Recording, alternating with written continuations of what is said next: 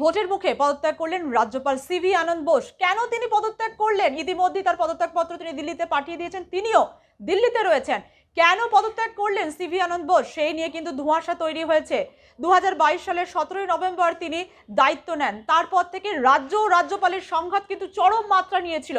মালদা মুর্শিদাবাদে যখন হিংসাত্মক ঘটনা ঘটেছিল তখন দেখা গিয়েছিল রাজ্যপালকে সেখানে পরিদর্শনে যেতে, এবং জানা যায় যে কেন্দ্রীয় সরকারকে তিনি যে রিপোর্ট দিয়েছিলেন সেখানেও তিনি এমন তথ্য উল্লেখ করেছিলেন যদি এই সমস্ত জেলায় আরো হিংসাত্মক ঘটনা ঘটতে থাকে তাহলে কিন্তু রাষ্ট্রপতি শাসন জারি করা যেতে পারে, এমনও তথ্য দিয়েছিলেন। রাজ্য এবং রাজ্যপালের সঙ্গে সংঘাত কিন্তু চরমই ছিল। ঠিক এই আবহেই কেন রাজ্যপাল পদত্যাগ করলেন তা নিয়ে কিন্তু ধোঁয়াশা তৈরি হয়েছে।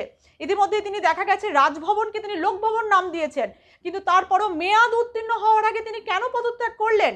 এর আগে কি ইতিহাস এরকম কেউ কোথাও সাক্ষী রয়েছে যে মেয়াদ পূর্ণ হওয়ার আগে কি কেউ কোনো রাজ্যপাল পদত্যাগ করেছেন? এরকম ইতিহাসে বোধহয় কেউ সাক্ষী নেই। কিন্তু সিভি আনন্দ বোস হঠাৎ করে চারিদিকে ধোঁয়াশা রেখে কিন্তু তিনি পদত্যাগ করেছেন। সিভি আনন্দ বোস কেন পদত্যাগ করলেন সেই নিয়ে কিন্তু এখনো কোনো স্পষ্ট কিছু জানা যায়নি। তবে তিনি পদত্যাগপত্র পাঠিয়ে দিয়েছেন এবং ইতিমধ্যে তিনি দিল্লিতেই রয়েছেন এমনটাই খবর পাওয়া যাচ্ছে।